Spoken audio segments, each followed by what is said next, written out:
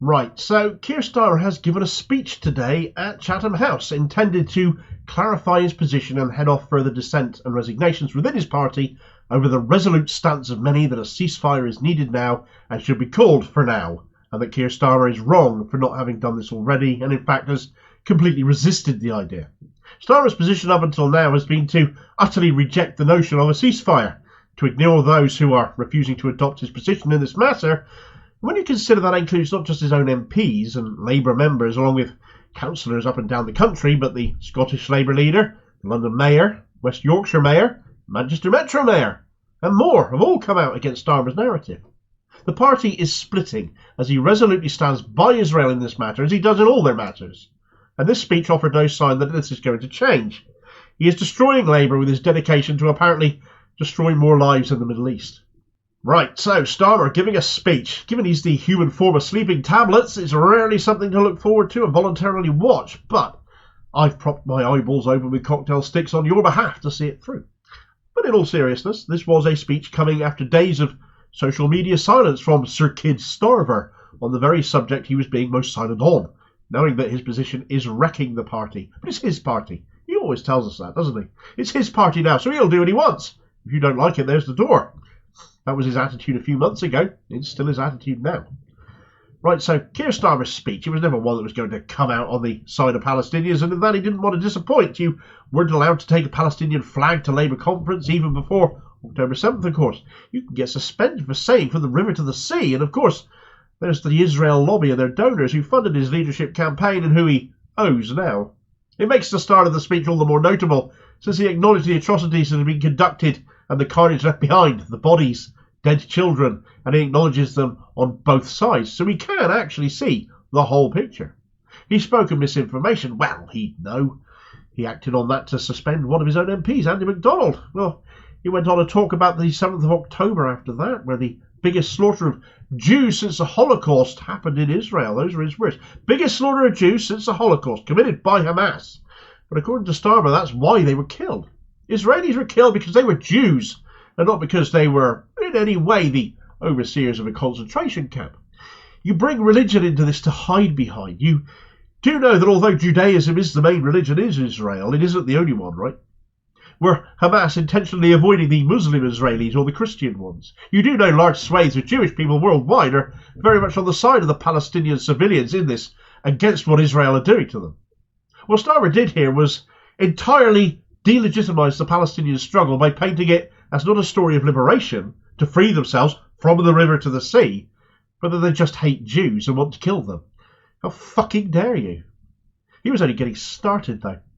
He spoke of the hostages, including 2 Brits taken by Hamas.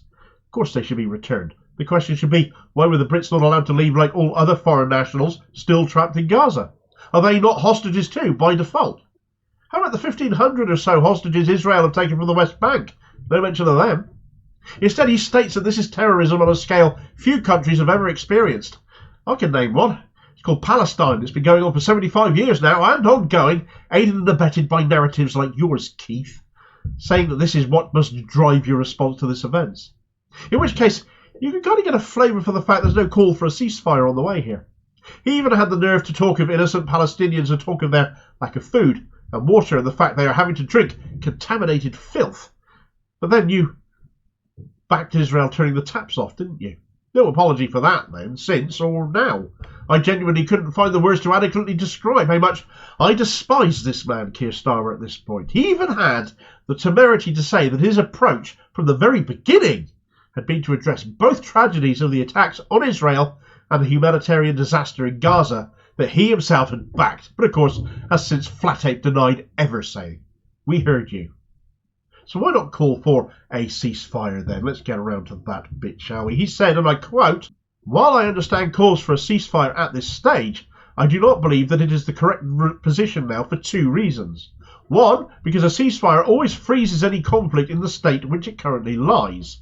And as we speak, that would leave Hamas with the infrastructure and the capability to carry out the sort of attack we saw on October 7th. Attacks that are still ongoing. Hostages should be released, still held. Hamas would be emboldened and start preparing for future violence immediately. And it is this context which explains my second reason, which is that our current calls for pauses in the fighting for clear and specific humanitarian purposes, and which must start immediately, is right in practice as well as principle. As if you have principles. Okay, so let me get this straight. You won't back a ceasefire because it leaves things where they are. In other words, you have no intention of backing negotiation or talks, which is what ultimately leads to peace. That is what happens during a ceasefire. What do you think people do during a ceasefire? Sit around a campfire and drink tea? Cook marshmallows over an open fire? Do you think they're called for the fun of it? Oh, we've killed enough people this week. Let's take the weekend off. Is that your thinking?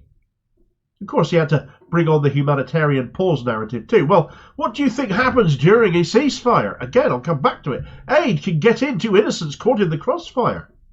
Here's the difference between a ceasefire and your humanitarian pause now, or should I say Joe Biden's humanitarian pause that you're just backing. In a ceasefire, food and water can get in and get to those that need it. Under a humanitarian pause, food and water gets to those who need it before they get targeted, and the aid is then lost along with yet more lives. My God, do I have nothing but contempt for this absolute idiot who conned his way into becoming leader of the Labour Party. What an absolute fool. He understands absolutely nothing and is unable to listen to others because he thinks himself better than them, save for those on the same side as Israel, of course, referencing the United States and the European Union, who are just as much on Israel's side of this conflict as Starmer is. Also, and a rather weird thing for him to say, which is why I mention it, according to Starmer, the colour of peace is grey. Nothing is black and white in conflict is where he was trying to come from, and it made me think, surely, coming from you, that ought to be the colour of peace is beige, but then peace isn't what he's after. If it was, he would call for a ceasefire. He has emphatically stated that that is not something he is going to do, regardless of the damage it is currently doing and still doing to his own party. There were questions after. He was asked in one question if, as a human rights lawyer, he felt Israel were acting within the rules of international law, to which he said, "It's not something for politicians to answer." Actually, it is. If they aren't, they should be condemned. As a lawyer, you ought to be able to be quite specific on why. But that you can't or won't shows the sort of lawyer you were and the sort of politician you are. Wretched on both counts. He reckons it'll take weeks or months to ascertain whether they might have or not broken international law. But we know they literally turned the water and power off because you backed them in doing that. You know that was a human rights violation. That's why you've backtracked and denied you ever said it, rather than apologise for it. But why stop there? Palestinians getting hammered by airstrikes from one of the most sophisticated and powerful militaries on the planet, who are also occupying Palestinian land, which is against international law. And they've built settlements and seized property there, which is against international law. They've had Gaza blockaded for getting on for 2 decades now, which is also against international law. And let's not forget the apartheid system, very much in existence and very much against international law, along with targeting civilians whose lives are worth so little to them, they see them as animals rather than people. So the answer is yes, Keith. Yes. Weeks and months are needed to count up every case, but those, they're blatant, and we already know about them because we see it every single day and have done for decades. Keir Starmer won't apologise for backing war crimes. He aligns his views with the overtly pro-Israeli bias of the US and the EU. He will not back a ceasefire for the stupidest reason I've possibly ever heard, yet still backs aid going in as long as Israel can be allowed to fire upon it, apparently. I am again reminded that not a single Labour figure has resigned over any of this, yet they're queued up to do so on the hour every hour under Jeremy Corbyn, who funnily enough is calling for a bloody ceasefire. So as much as I can condemn Starmer, the rest of them standing by him and are equally all complicit, I am sickened that this charade within the Labour Party, when people's lives are at stake, is still ongoing. You expect this sort of thing from the Tories, who have little to no value for life aside from their own. And you don't need to leave this country to see that. Just look at the long-term sick and disabled and how they've been treated for the last 13 years. But Labour are right back to the bad old days of Blair and co. in their disregard for the casualties of war. Their wrong-headedness, their nonsensical politicisation of such matters. We don't want to see any more people die. End of. So call a ceasefire. The time you stop backing the US and EU is the time they'll have to start listening, because all of a sudden they've lost a bit of major support. We're on the UN Security Council, permanent members. Even an opposition leader like Starmer, as a result, can have influence there, instead of being in lockstep with Sunak, as he is on this. Vote to get the Tories out, not if you're voting for Starmer, you aren't.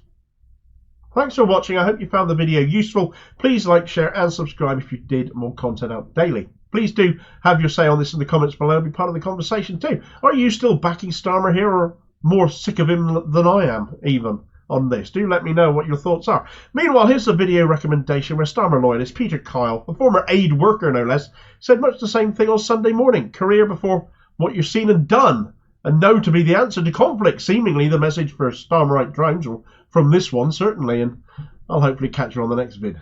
Cheers folks.